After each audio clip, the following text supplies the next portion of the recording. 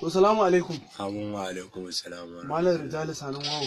Ana wallahi Allah. Jama'a suna ta raɗe. Amma da malam buɗa mana littafi kace. To malam buɗa mana littafi. Yawwa kake da magani. To alhamdulillah jama'a suna ta raɗe da ƙananan surutai akan cewa wai Allah ya ma rasuwa. To da bakinka muke so ka sanarwa da masoya da jama'a da sauransu su ƙara samun bayanin cewa kana nan a raye da sauran numfashinka. Wallahi na leko na dawo. Na leka ina leka nake ga ma na gaba waje. Kawai da Allah lahira a cike take wallahi. To alhamdulillah yanzu dai masu masoya da sauran jama'a su sani cewa ga kanan a raye kuma alhamdulillah lafiya tana samuwa daidai gwargwado. Sai dai su koki da na sha. Na Jack Knife, yi wallahi Jack Knife.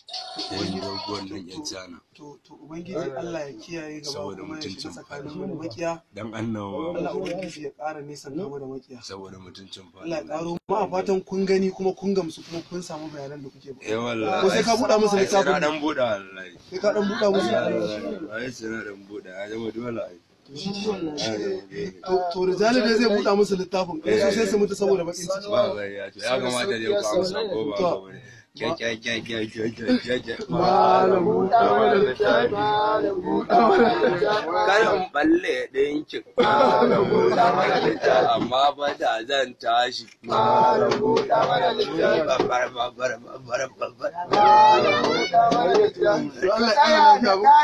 Malam buɗa mana littafi. Rijalin layi. Malam buɗa mana lisan rasulun layi. Malam buɗa mana littafi. Dan bakin layi ne. Malam buɗa mana lafiya. Suka so su ma illa. Malam buɗa mana ranar kwanakinka da saura. Malam buɗa mana lafiya. Ayan gawo gaskiya akwai sababbi suna nan. Ƙara lafiya.